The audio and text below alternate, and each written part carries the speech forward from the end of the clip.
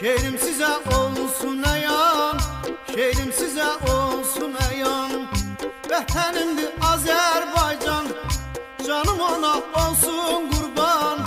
Öz elimdir obam mənim, Azərbaycan yurdum mənim.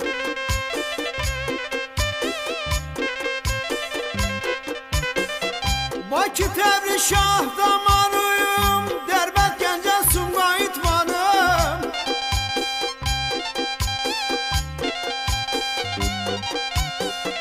Bakı, Təbriz, Şah damarım, Dərbənd, Gəncə, Sumqayıt varım. Mingəçevir, Yevlav ucarım, Göy Xəzərim, Şah dağlarım. Öz elimdir obam mənim, Azərbaycan yurdum mənim.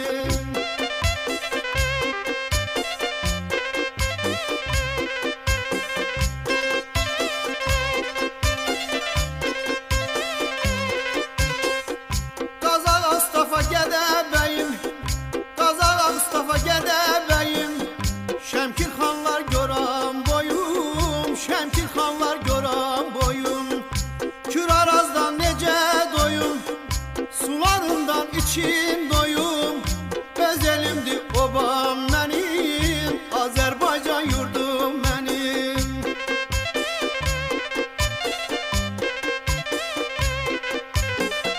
Qaxbalakən, Şəki, Tovuz, Zaqatala, Qəbələ, Oğuz.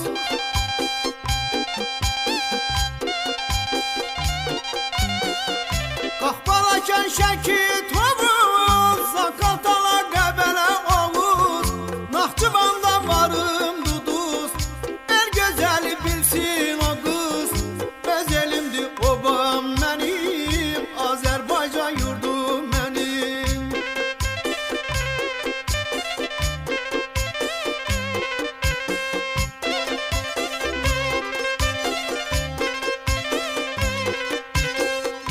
Ağdağ, Sərdab, Otay, Butay, Ağdağ, Sərdab, Otay, Butay.